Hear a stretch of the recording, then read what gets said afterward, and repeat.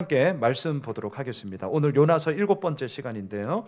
요나서 3장 5절로 10절의 말씀인데요. 성경을 좀 펴 놓으시고요. 함께 바로 말씀을 나누면서 한 구절 한 구절 오늘 본문을 살펴보도록 하겠습니다.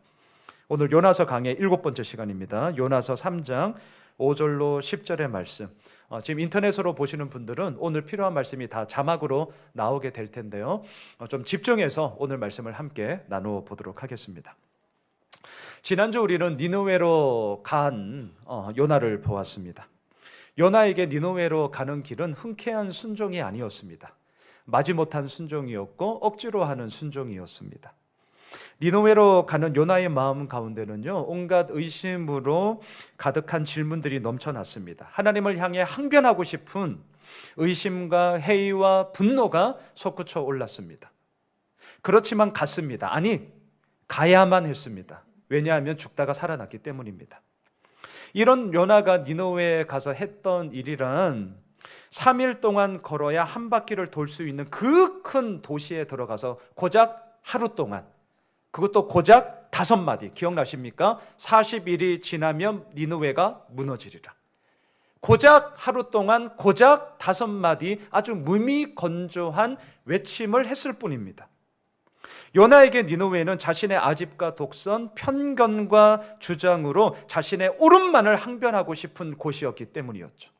자, 그런데 아주 놀라운 일이 일어납니다. 자, 여러분 자막을 보십시오. 요나서 오늘 본문 3장 5절 6절을 한번 보시죠. 3장 5절 6절. 니느웨 사람들이 하나님을 믿고 금식을 선포하고 높고 낮은 자를 막론하고 굵은 베옷을 입은지라.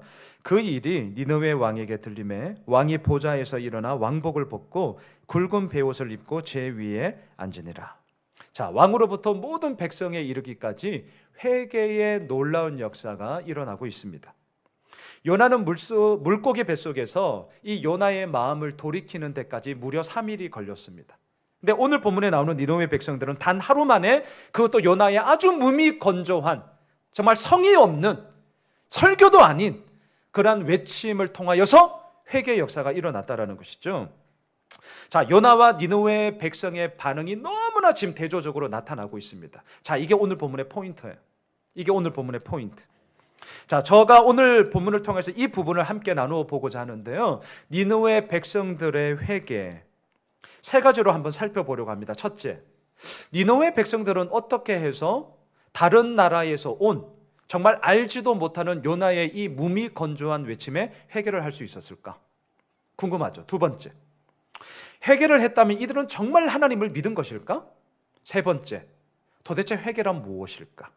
자, 오늘 보면 이 3가지 질문으로 함께 좀 살펴보려고 합니다. 자, 첫 번째, 어찌하여서 니느웨 사람들은 알지도 못하는 요나의 그 무미건조한 외침에 회개를 할 수 있었을까? 니느웨 사람들은 하나님을 전혀 모르는, 믿지 않는 아수르 사람들입니다. 니느웨 사람들은요, 서쪽의 작은 나라 북이스라엘에서부터 온 이 요나의 말을 심각하게 들을 필요가 지금 전혀 없었습니다. 왜냐하면 이 사람들은 당시 잘 나가던 아수르, 대제국이죠. 대제국의 백성들이었기 때문입니다. 우리 아수르야, 이거죠, 이거. 어디 대도 않는 서쪽에, 이름도 잘 알려지지 않는 북이스라엘이라고? 그게 어디야? 이렇게 할 정도, 듣도 보도 못한 사람의 이 말 속에 자신들이 돌이켜야 될 필요성이 전혀 없었습니다. 더욱이 이들은요, 대제국 아수르의 수도 니느웨에 살고 있던 사람이죠. 우리나라도 마찬가지입니다. 서울, 어쩔 수 없어요. 서울. 그리고 우리가 살고 있는 수원, 경기, 우리나라의 절반 이상이 서울, 이 경기권에 다 살고 있죠. 정치, 경제, 사회, 문화, 교육, 직장, 대기업, 어쩔 수 없어요. 이곳에 다 몰려 있어요. 젊은이들이 이곳에 올 수밖에 없습니다. 대제국 아수르도 마찬가지입니다. 니느웨, 그 대제국의 수도였던 니느웨에 살고 있는 백성들이에요. 뭐가 아쉽습니까? 뭐가 부족합니까? 자, 그런데 니느웨 사람들이 회개했다는 거죠. 자, 이 질문을 계속 갖고 가셔야 됩니다. 왜? 어떻게 해서? 지금 니느웨 사람들의 입장에서 보면 외치고 있는 요나는요, 그동안 뭘 하며 살아왔는지, 도대체 어떤 사람인지 전혀 알 수도 없고 전혀 검증도 안 된 사람입니다. 그런데 요나의 그 무미한 외침에 왕으로부터 모든 백성들이 금식을 선포하며 회개를 했다. 이 놀라운 일이 벌어졌다는 거죠. 여러분, 만일 이런 상황이 지금 우리들에게 발생했다면 어떻게 하시겠습니까? 지금 우리들에게. 여러분, 전혀 알지도 못하는 사람이에요. 근데 갑자기 나타나더니 그것도 뜬금없이 이렇게 얘기합니다. 여러분, 40일이 지나면 우리가 살고 있는 이 수원이, 이 호미실이 무너집니다. 뜬금없는, 알지도 못하는 사람이 갑자기 그 얘기를 한다고 생각해 보셔요. 그 말을 믿을 수 있겠냐라는 거죠. 택도 없는 얘기죠. 그 소리를 누가 믿겠으며 헛소리 하지 말라고 그냥 아우 시끄러워요 그냥 가세요. 그냥 딴 데 가시죠. 우리가 무시하고 내쫓을 것입니다. 이게 대부분 사람들의 반응일 거예요. 저도 그럴 거예요. 왜 모르는 사람인데 뭐 뜬금없이 저게 무슨 소리야. 이렇게 되는 게 정상인 거죠. 그렇기 때문에 오늘 본문을 통해 더더욱 우리는 질문하게 됩니다. 어찌하여서 니느웨 사람들은 아쉬움도 없고 부족함도 없고 대제국 수도에 살고 있는 니느웨 사람들이 듣도 보도 못한 뜬금없이 나타난 요나의 이 외침에 금식을 선포하며 왕으로부터 모든 백성, 심지어는 그들이 기르던 동물들, 가축들까지도 베옷을 입히고 금식을 하며 해결을 할 수 있었냐라는 거예요. 이거 질문을 던지셔야죠. 자, 이 질문에 대한 답을 한번 풀어가 보겠습니다. 답은 이렇습니다. 당시 니느웨 사람들에게 요나가 다른 나라에서 온 사람이라는 것, 또한 다른 신을 섬기는 외부인이라는 것은 전혀 문제가 되지 않았어요. 자, 왜냐하면 니느웨 사람들은 자기들에게 유익이 된다라고 하면 그게 누구든지 간에 그게 무엇이든지 간에 다 받아들이는 소위 다신론자들이었기 때문입니다. 다신론자들이에요. 그러니 한번 생각해 보십시오. 요나가 지금 전하고 있는 메시지 40일이 지나면 니느웨가 무너지리라. 이것은 자신들의 위험, 앞으로의 위기를 미리 알려주는 것이기 때문에 손해볼 것은 없어요. 손해볼 게 없어요. 게다가 요나가 다른 나라에서 온 사람이라는 것은 오히려 니느웨 사람들에게는 더욱더 신뢰가 되는 내용이었습니다. 우리랑 지금 달라요, 사고 자체가. 자, 왜냐하면 생각해 보십시오. 신이 명령한 것이 아니라면 저 먼 나라에서부터 굳이 우리나라까지 올 이유가 뭐가 있겠냐.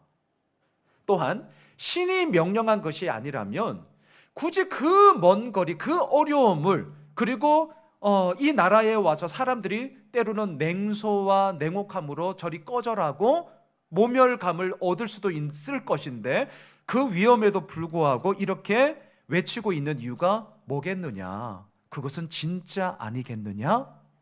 이 생각이 훨씬 더 컸어요. 그렇기 때문에 지금 이 요나의 메시지에 이들이 들었던 것이죠. 또한 요나의 메시지를 한번 잘 보십시오. 하나님을 믿어라. 아니면 너희들이 믿고 있는 거 모든 거 다 가짜야. 야, 너희들 잘못된 거야. 빨리 회개해. 무릎을 꿇어. 하나님만이 우리의 모든 것이야. 너희들 그딴 식으로 살아가면 다 망해. 아주 과격한 레디컬한 그런 메시지가 아니에요. 40일이 지나면 니느웨가 무너지리라. 끝. 손해볼 것 없죠. 먼 나라에서 갑자기 온 사람이지만 신이 아니면 왜 저 사람이 저런 위험한 얘기를 할까? 쟤 뭐 믿고 저러는 거야? 이게 오히려 더욱더 신뢰를 가지게 되었고 자신들에게 아주 급진적인 회개를 선포한 것도 아니었기 때문입니다. 부담이 없는 메시지예요. 그러니까 손해볼 장사가 아니죠. 왕으로부터 모든 백성들이 다 금식을 선포하며 회개를 하였던 것입니다. 자, 그렇다면 두 번째, 회개를 했다면 이들은 정말 하나님을 믿은 걸까? 자, 하나님을 믿은 걸까? 어떻게 생각하셔요? 답부터 제가 말씀을 드리겠습니다. 그렇지 않습니다. 그렇지 않아요. 자, 지금 제가 이렇게 얘기를 하면 아마 오늘 본문을 이렇게 참참히 보신 분들은 반문하실 성도님들이 계실 거예요. 아니, 목사님, 오늘 본문 5절에 보면, 5절을 보세요. 5절에 보면 니느웨 사람들이 하나님을 믿었다고 하는데, 성경에 분명 믿었다고 하는데, 그럼 이건 뭐예요? 목사님, 하나님을 정말 믿은 것인가? 그렇지는 않다라고 답을 한다면 이게 뭐죠? 당연히 질문을 하셔야죠. 이런 질문이 아주 좋은 질문이죠. 자, 여기서 말하는 믿음이란 우리가 생각하는 그런 믿음이 아니에요. 자, 우리가 생각하는 믿음은 뭡니까? 하나님만이 우리의 왕이라는 거죠. 하나님만이 우리를 다스리는 주인이라는 거죠. 고로 그 하나님만을 향해 나의 모든 것을 드리며 나의 모든 것을 맡기겠다는 게 우리의 믿음 아닙니까? 이거는 절대적으로 바뀔 수가 없어요. 타협될 수 있는 게 아닙니다. 절대적인 신앙이죠. 왜? 하나님만이 유일한 창조주요 오늘도 우리를 이끄시는 분이시기 때문에. 이게 우리가 믿는 믿음 아닙니까? 절대적인 신뢰와 모든 것을 내어 맡기는 그 믿음. 그런데 오늘 본문에 나오는 믿음이라고는 얘기하지만 우리가 생각하는 그 믿음이 아니라는 거예요. 그럼 여기서 말하는 믿음은 뭐냐? 이런 거죠. 마치 물에 빠진 사람이 지푸라기라도 잡는 심정처럼 우선은 살고 해야겠다는 일시적 의존, 이렇게 제가 좀 바꾸고 싶습니다. 일시적인 의존이었다. 자, 제가 왜 이렇게 니느웨 사람들의 믿음을 좀 냉혹하게 좀 이렇게 평가하는가? 두 가지 이유 때문에, 막무가내는 아니고 두 가지 이유 때문에. 자, 첫째, 지금 니느웨 사람들이 오늘 본문 5절에서 하나님을 믿었다라고 하는데요, 히브리어 원어 성경을 보면 여기서 기록된 하나님은 엘로힘이라는 단어예요. 엘로힘. 자, 엘로힘이 무슨 뜻이냐? 아주 강하다, 초월적인 능력을 가지고 있다라는 뜻입니다. 엘로힘. 근데 당시 많은 사람들이 일반적으로 신을 의미할 때 쓰던 단어가 또 뭐냐면 엘로힘이에요. 엘로힘.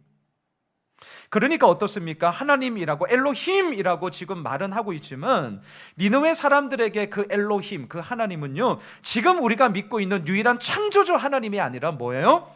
그 어느 것과도 비교될 수 없는, 하지만 탁월한 능력을 가진 존재. 왜? 이들은 다신론자들이거든요. 그 탁월한 존재, 신적 능력을 가진 그 신들 가운데 하나인 엘로힘이라는 거예요. 자, 두 번째, 왜 이들이 해결을 했다고는 하지만 하나님을 믿은 것이 아니라고 제가 얘기하느냐? 두 번째는 이겁니다. 니느웨 사람들이 정말 하나님을 믿었다면 이들은 이전에 섬기던 신과 우상들을 다 버려야 합니다. 분명해요. 그런데 안타깝게도 요나서에는 그런 기록이 없기 때문입니다. 자, 아래 자막을 한번 보시죠. 우리가 작년에 사사기 강의를 했는데 사사기 6장 25절 26절을 한번 보도록 하겠습니다. 자, 같이 한번 읽어보실까요? 자막에 있습니다. 시작.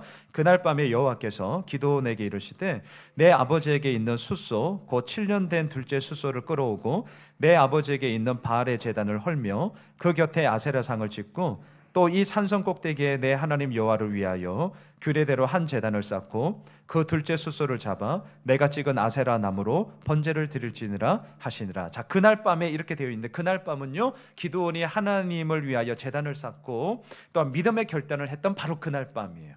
바로 그날 밤에 하나님께서 기드온에게 명령하십니다. 아버지에게 있는 바알의 제단을 허물고 산 꼭대기에 하나님을 위하여 제단을 쌓아라. 제단을 허물어라, 제단을 쌓아라. 상반된 명령을 지금 하고 있습니다. 자, 제가 질문을 한번 해보겠습니다. 바알의 제단을 허무는 게 어려울까요? 아니면 산 꼭대기에 하나님을 위하여 제단을 쌓는 게 어려울까요? 바알의 제단을 허무는 게 어렵습니다. 바알의 제단을 허무는 게. 자, 왜냐하면 지금 이 사사기 6장에 나오는 이스라엘 백성들 역시 오늘 요나서에 나오고 있는 니느웨 백성들처럼 종교 혼합주의자들이었기 때문이죠. 지금 하나님도 믿고 바알도 믿고 있는 상황 아닙니까? 종교 혼합주의가 뭡니까? 그게 누구든지 그게 뭐든지 간에 나에게 유익만 주면 된다. 묻지도 말고 따지지도 말고 나에게 이익만 되면 된다. 이기적인 자기 중심성을 종교라는 포장지로 예쁘게 포장해서 사람들에게 말하는 것이 종교 혼합주의 아닙니까? 그러니까 하나님을 위하여 제단을 쌓는다고 하면요, 그 하나님이 우리에게 적어도 손해는 안 줄 거 아니에요. 그를 위하여 제단을 쌓았으니까 이것이 그에게 득이 되고 고로 그는 우리에게 복을 줄 거라라는 생각이 있기 때문에 제단을 쌓는 것에 대해서는 종교 혼합주의자들이 별말하지 않습니다. 손해보는 장사가 아니니까.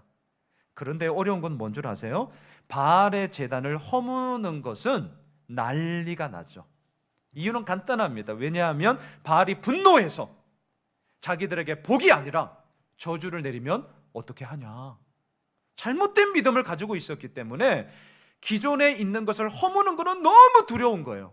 하지만 새로운 것을 쌓는 것은 종교 혼합주의자들, 다신론자들에게 너무 쉬운 거예요.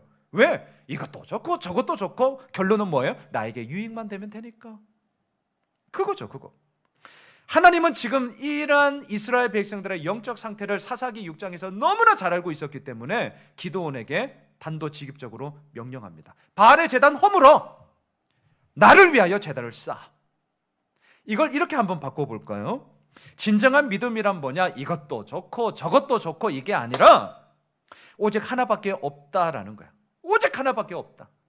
이걸 인정하고 그것을 신뢰함으로 말미암아 그대로 따르는 것이 진정한 믿음이다. 고로 기도나 네가 하나님의 사람으로 결단했니? 그렇다면 그 길의 첫 스타트를 여기서부터 시작하라. 이 얘기인 것이죠. 예수님도 제자들에게 이러한 유의 말씀을 하셨어요. 여러분 누가복음 16장 13절 자막에 나올 텐데 지난 우리가 화요일 날 큐티했던 말씀입니다. 자, 함께 읽을까요? 시작. 집 하인이 두 주인을 섬길 수 없나니 혹 이를 미워하고 저를 사랑하거나 혹 이를 중히 여기고 저를 경히 여길 것임이니라. 너희는 하나님과 재물을 겸하여 섬길 수 없느니라. 당연한 얘기입니다. 어찌 두 주인을 섬길 수가 있겠어요? 자, 이러한 측면에서 오늘 본문에 나오는 니느웨 사람들은 정말 하나님을 믿었는가? 믿었다라기보다는요, 앞으로 다가올 위기와 환난을 모면하기 위한 일시적인 의존이었다라고 제가 좀 구분해서 말씀을 드리고자 합니다. 자, 그럼에도 불구하고 분명한 것은 니느웨 가운데 회개 운동이 일어났다는 사실이에요. 오늘 본문 요나서로 다시금 오십시오. 7절 8절을 한번 보십시오. 왕과 그의 대신들이 조서를 내려 니느웨에 선포하여 이르되 사람이나 짐승이나 소떼나 양떼나 아무것도 입에 대지 말지니 곧 먹지도 말 것이요 물도 마시지 말 것이며 사람이든지 짐승이든지 다 굵은 베옷을 입을 것이요 힘써 하나님께 부르짖을 것이며 각기 악한 길과 손으로 행한 강포에서 떠날 것이라. 당시 배경에 대한 책을 제가 좀 보니까요, 당시 아수르 사람들의 문화와 소위 종교 생활 있잖아요. 종교 생활. 이것에 의하면 오늘 본문처럼 위기를 딱 맞았습니다. 그러면 위기를 맞았을 때 이 사람들은 금식을 하거나 베옷을 입지 않았어요. 기록을 보니까. 그런데 지금 오늘 본문에서는 금식을 하고 베옷을 입고 있다는 거예요. 보통은 어떻게 했냐면 짐승을 잡아요. 뭐 자기가 할 수 있는 만큼 재물을 엄청 잡습니다. 왜? 분노한 신을 달래야 되니까. 이게 종교 아닙니까? 재물을 엄청 잡아가지고 자신들이 섬기던 우상의 제단에 막 재물을 드리고 옆에서는 악기를 연주하면서 마치 바알은 더 심지어는 자기 몸을 상해하지 않습니까? 자해하잖아요. 그것처럼 막 난리를 치는 거예요. 이게 이 당시 사람들이 보통 하던 방법이었습니다. 그런데 오늘 본문에 보시면 이 니느웨 사람들이 자신들이 평상시에 하던 짓하고는 달라요. 금식을 하고 베옷을 입고 있다는 거죠. 자, 질문을 하게 됩니다. 왜 하지도 않던 짓을 오늘 본문에서는 하고 있는가? 이유는 이겁니다. 니느웨의 위기를 선포한 사람이 북이스라엘에서 하나님을 믿는다라고 하는 요나였기 때문이에요. 자, 이제 이게 무슨 말이냐? 이렇게 다시 말씀드릴게요. 니느웨 사람들은 유일신을 믿는 자들이 아니라 여러 신들을 믿는 다신론자, 종교 혼합주의자들이었다는 것을 잊으시면 안 돼요. 그렇기 때문에 위기를 딱 맞췄습니다. 위기예요? 그러면 위기 때는 이렇게만 해야 돼. 이게 없습니다. 이렇게 해도 되고 저렇게 해도 되는 거예요. 문제는 뭐예요? 어떻게 하든지 이 위기를 넘어가면 되는 거지 이것만이 다다. 이게 절대 그런 사람이 아니에요. 그렇다 보니까 지금 이 위기 앞에 어떻게 합니까? 이왕이면 지금의 위기를 선포한 하나님이 또한 그 하나님이 원하시는 방식으로 은혜를 구하는 게 훨씬 더 좋은 것 아니겠느냐, 이 생각이 든 거예요. 그리고 그 하나님을 믿는 자들이 이러한 위기 때 어떻게 하느냐를 봤더니 금식을 선포하고 베옷을 입고 부르짖더라는 거죠. 따라하는 거예요. 따라하는 거, 모방하는 거예요. 그래서 지금 아수르의 이 니느웨 사람들도 금식을 선포하고 베옷을 입었던 것이죠. 자, 여러분, 니느웨 백성들은 하나님을 창조주 하나님, 유일무이한 나의 왕, 내 삶의 주인으로 믿은 게 아닙니다. 아니에요. 그저 40일이 지나면 니느웨가 무너지리라 요나의 외침에 자신들의 위기를 모면하려는 일시적 의존이었을 뿐입니다. 하지만 분명한 것은 이들 가운데 회개가 일어났다는 사실이에요. 자, 세 번째 질문. 세 번째. 그래서 우리는 이렇게 질문할 수 있습니다. 그렇다면 이들이 하고 있는 회개를 회개라고 할 수 있나? 이 질문이 들으셔야 돼요. 아니면 이거는 단지 위험을 피하기 위한 소위 상황 모면용 아닌가? 어떻게 생각하십니까? 자, 두 번째 질문에서 이들은 진정 하나님을 믿은 것인가? 믿은 게 아니거든요. 그냥 일시적 의존이었다는 거예요. 그럼에도 불구하고 이제 회개라는 말이 나오고 있죠. 이게 진짜 회개라고 할 수 있나? 에이, 이거 그냥 잠깐의 위기를 넘어가려고 하는 상황 모면용 아닌가? 우리가 반드시 이 질문을 던져야 되죠. 여러분, 겉으로 볼 때 이 두 가지 해갱인가 상황 모면용인가 우리 잘 모릅니다. 겉으로 보면 몰라요. 그럼에도 불구하고 구분할 수 있는 기준이 있습니다. 구분할 수 있는 기준. 그게 뭐냐면 결과론적인 이야기지만 그 과정을 지나서 그들의 삶이 어떠했는가 이걸 보면 이게 회개인지 아니면 상황 모면용으로 그냥 넘어가려고 했던 짓인지 단번에 알 수 있어요. 자, 앞에 스크린을 한번 보시죠. 자막을 보십시오. 사사기 2장 4절 5절. 오늘 좀 사사기를 제가 많이 인용하고 있는데요. 우리 작년에 이미 다 본 것이지만 다시 한번 좀 보도록 합시다. 함께 읽겠습니다. 시작. 여호와의 사자가 이스라엘 모든 자손에게 이 말씀을 이르매 백성이 소리를 높여 운지라. 그러므로 그곳 이름을 복임이라 하고 그들이 거기서 여호와께 제사를 드렸더라. 복임, 소리 높여 울다, 통곡하다라는 뜻이죠. 이스라엘 백성들은 하나님의 말씀을 듣고 양심의 가책을 느껴 울었던 게 분명합니다. 그리고 그곳 이름을 복임이라고 합니다. 통곡하는 자들, 소리 높여 우는 자들. 이렇게 정함으로써 자신들의 잘못을 절대 잊지 않겠다라는 믿음의 결단이기도 했겠죠. 또한 그 마음으로 하나님께 제사까지 드렸어요. 그런데 안타깝지만 여기까지예요. 여기까지.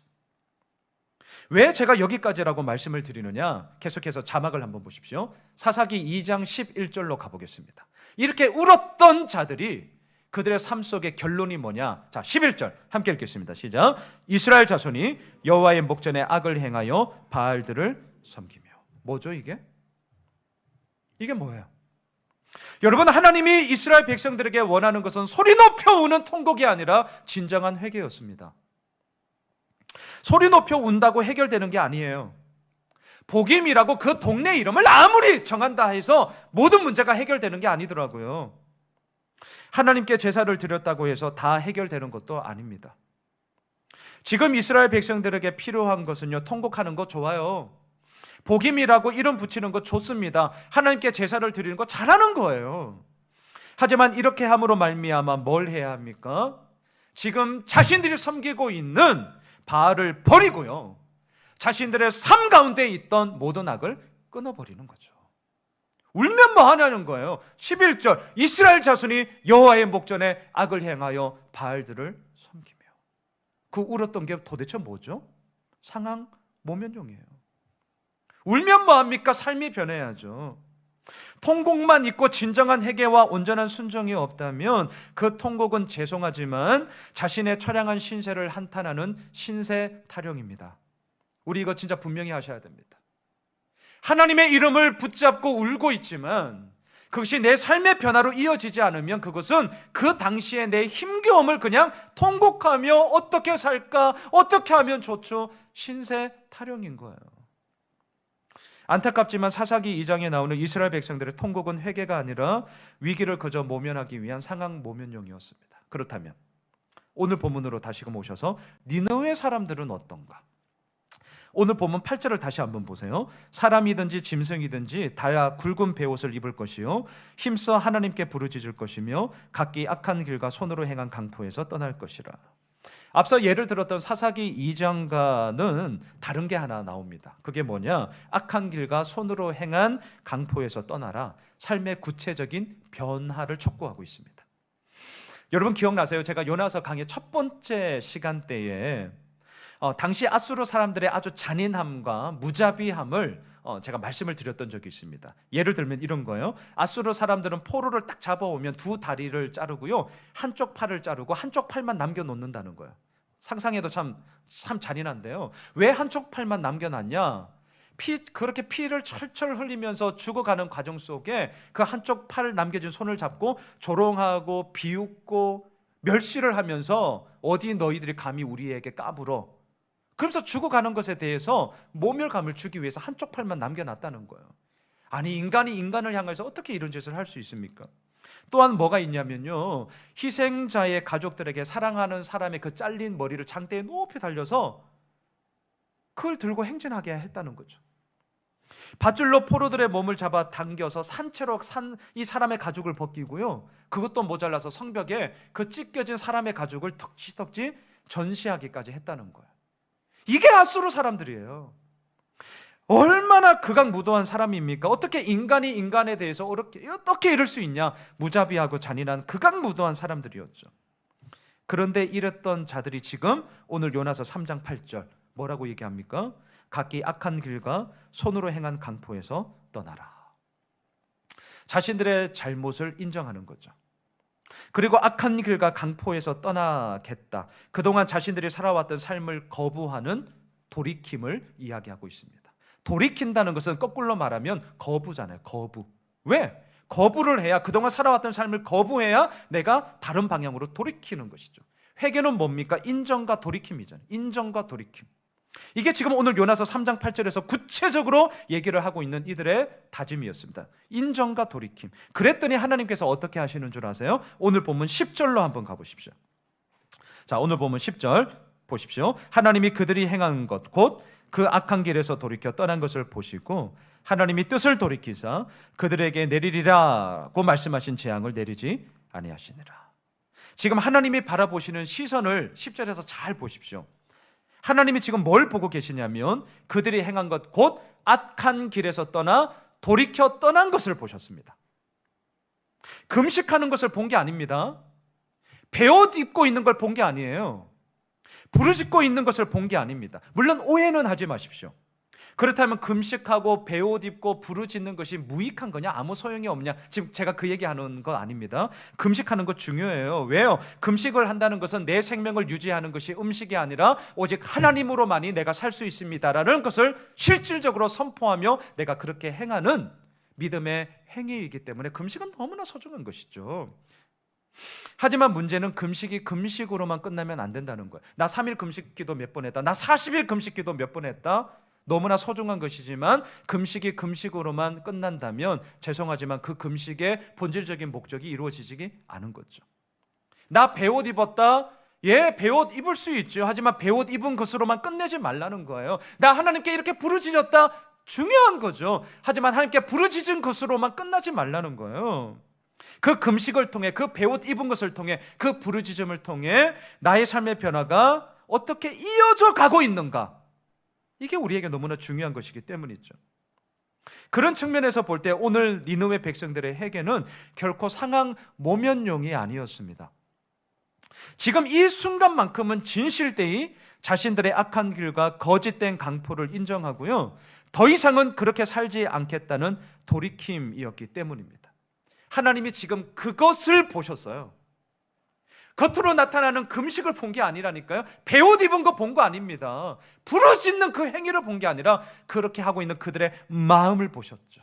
악한 길에서 돌이켜 떠난 것을 보셨어요.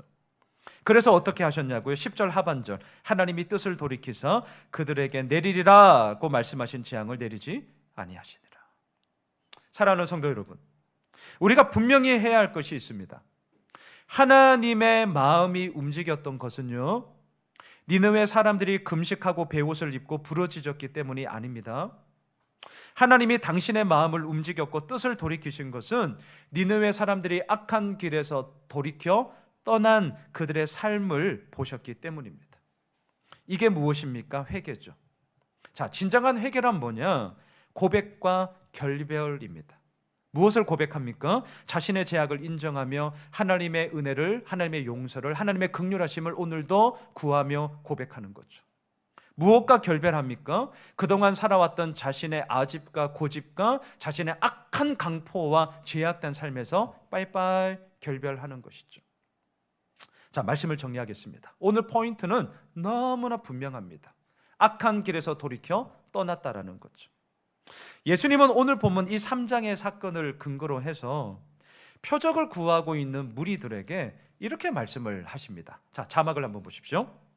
누가복음 11장 32절 함께 읽겠습니다. 시작. 심판 때에 니느웨 사람들이 일어나 이 세대 사람을 정죄하리니 이는 그들이 요나의 전도를 듣고 회개하였음이거니와 요나보다 더 큰 이가 여기 있느니라. 자, 무슨 말이죠?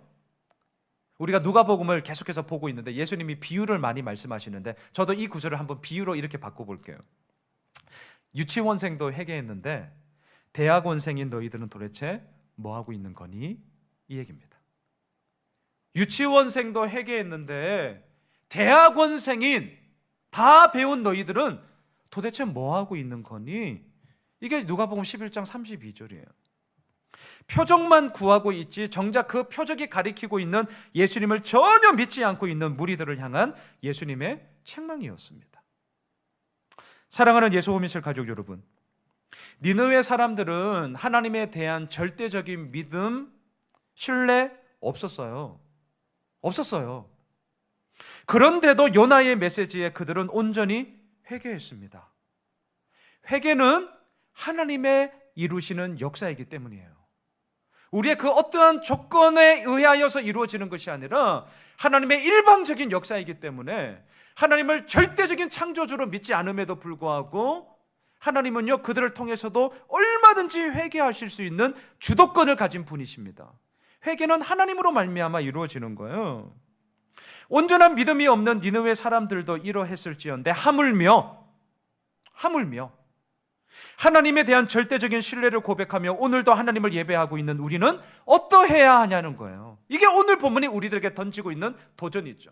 하물며, 잊지 마십시오. 하물며 유치원생도 회개했는데 대학원생인 너희들이 하물며 그 하나님의 온전함을 가지고 너희들 삶 가운데 돌이킴과 결별과 고백과 인정, 진정한 참된 회개, 상황 모면용 말고 제발 유치원생이라면 내가 이해라도 할 텐데 너희들 대학원생 아니냐, 배울 거 다 배운 것 아니냐, 너희들 석사 박사 과정 밟고 있지 않냐, 이제 그걸 가지고 다른 사람들에게 외치고 선포해야 될지 아니냐. 근데 어찌하여서 여전히 표정만 구하고 있냐. 진정한 회개란 죄를 죄로 인정하고 그것에 대해서 전적으로 책임지는 겁니다. 왜냐하면 진정한 고백과 참회는 책임 전가를 포기하는 바로 그 순간에서부터 시작되기 때문입니다. 책임 전가가 끝나는 자리에서 진정한 회개가 시작되듯이 진실한 뉘우침은요, 자기 연민이 끝나는 지점에서부터 시작됩니다. 나를 연민하기 시작하면요, 진정한 뉘우침이 안 나와요. 내가 저 사람보다 더 불쌍한데 나를 더 긍휼히 여겨주셔야 되는 거 아니야? 이게 무슨 진실한 뉘우침이에요? 비교에서 일어나는 자기 존재감의 부족함이라고 할 수 있겠죠. 진실한 뉘우침은 자기 연민이 끝나야만 돼요. 참된 회개는요, 책임 전가가 끝나야 돼요. 바로 거기에서부터 진정한 참회와 회개가 이루어지기 시작하는 것이죠. 바라기는 나의 욕심 채우기, 상황 모면용이 아니라 예수님을 진실되이 사랑하기 때문에 오늘도 십자가에서 이루신 예수님의 그 구원의 은혜만을 바라보기를 정말 소망합니다. 또한 스스로의 죄를 인정하고 또한 돌이키는 온전한 회개를 통해 요나보다 더 크신 이로 오신 예수 그리스도의 기쁨이 되는 우리 모두가 되기를 소망합니다. 이번 한 주간도 우리들의 마음을 드립시다. 그리고 창조주 하나님께서 우리와 함께 하심을 선포하며 이번 한 주간도 승리의 노래를 부르게 되는 우리 모두가 되시길 주님의 이름으로 축원합니다. 우리 자리에